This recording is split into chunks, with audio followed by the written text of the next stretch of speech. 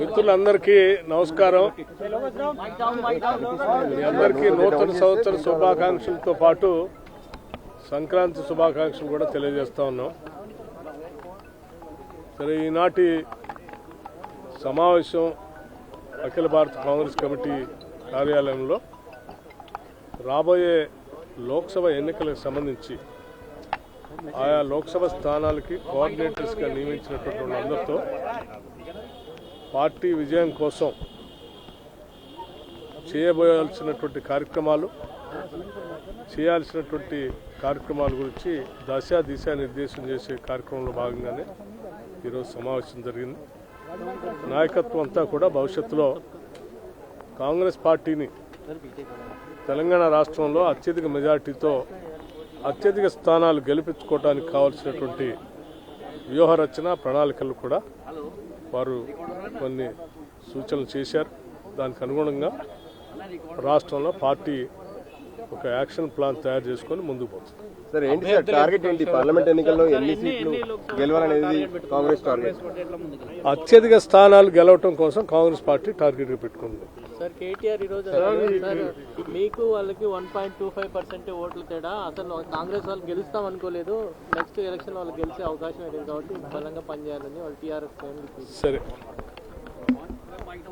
వాళ్ళు ఏమనుకుంటున్నారో మనకు తెలియదు, కానీ ప్రజలు మాత్రం తెలంగాణలో కాంగ్రెస్ పార్టీని గెలిపించారు. రాబోయే ఎన్నికల్లో కూడా తెలంగాణలో కాంగ్రెస్ పార్టీని భారీ మెజారిటీతో ప్రజలు గెలిపిస్తారు. ఈ రాష్ట్రంలోనే కాదు, దేశంలో కూడా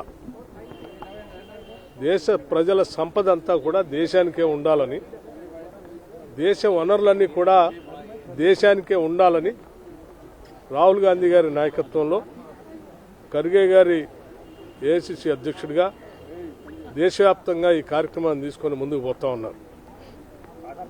ప్రజల ఆస్తులు ప్రజలకే ఉండాలి, దేశానికే ఉండాలి, దేశానికి సంబంధించిన ఆస్తులు దేశానికే ఉండాలని చెప్పేటువంటి వాళ్ళ కోసమే ఈరోజు ప్రజలంతా ఆలోచన చేస్తున్నారు తప్ప, ప్రజల ఆస్తుల్ని దేశ వనరుల్ని కొద్దిమంది పారిశ్రామికవేత్తలకి అమ్మకానికి పెట్టి దారాదత్తం చేసేటువంటి రాజకీయ పార్టీలకు ఓటేయడానికి ప్రజలు సిద్ధంగా లేరు. రేపొద్దున లోక్సభ ఎన్నికల్లో కూడా ఇదే తీర్పు రాబోతోంది.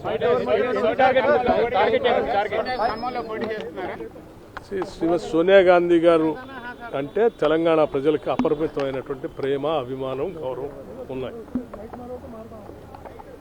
దశాబ్దాల పాటు తెలంగాణ కోరికని నిజం చేసినటువంటి సోనియా గాంధీ గారిని తెలంగాణ రాష్ట్రం నుంచి పోటీ చేయటానికి కాంగ్రెస్ పార్టీ పక్షాన్ని మేము అందరం కలిసి ఏకగ్రీవంగా తీర్మానం చేసి వారిని అభ్యర్థించాం.